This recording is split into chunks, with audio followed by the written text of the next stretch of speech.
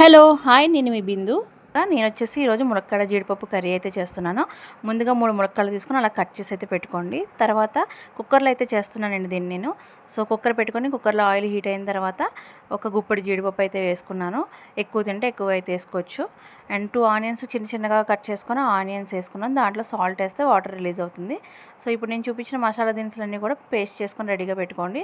And ఉల్లిపాయలు మగ్గిపోయిన తర్వాత టమాటాలు కూడా వేసి టమాటాలను కూడా బాగా మగ్గబెట్టుకోవాలి. మగ్గబెట్టిన తర్వాత మనం పేస్ట్ చేసుకున్న ఆ మసాలా అనేది దీంట్లో వేసేసుకోవాలి. వేసేసుకొని బాగా ఫ్రై చేసుకోండి. తర్వాత ముందుగా కట్ చేసి శుభ్రం చేసుకున్న ములక్కాడని దీంట్లో మనం వేసుకోవాలి. వేసుకొని బాగా కలిపేసుకోండి అవి మసాలా అంతా ములక్కాడకి పట్టేలాగా. తర్వాత కొంచెం పసుపు వేసుకున్నాను.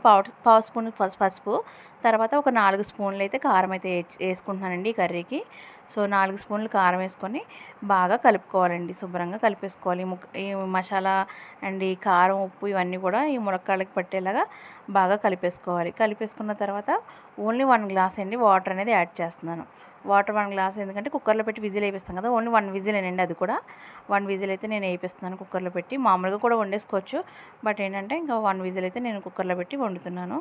సో 1 విజిల్ వచ్చిన తర్వాత ఇంక ఈ కర్రీ అనేది రెడీ అయిపోద్దండి. ఇంకేమైనా కొంచెం వాటరీగా ఉంటే కనుక కాసేపు మళ్ళీ స్టవ్ ఆన్ చేసుకొని మనం ఉడికించుకుంటే సరిపోద్ది.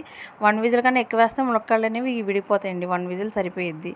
తర్వాత ఇదిగోండి కొంచెం వాటర్గా ఉంది. నేనైతే మళ్ళీ స్టవ్ ఆన్ చేసుకొని కాసేపు మనకి కావాల్సిన గ్రేవీ మనకు కావాల్సిన కన్సిస్టెన్సీ వచ్చే వరకు కూడా నేను దగ్గరగా ఉడికించుకుంటాను. అండ్ కొంచెం కొత్తిమీర కూడా యాడ్ చేసుకొని దాన్ని కూడా ఒకసారి కలిపేసుకొని మనకి ఎంత కన్సిస్టెన్సీలో గ్రేవీ కావాలో అంతవరకు కూడా దీన్ని ఉడికించుకోవడం.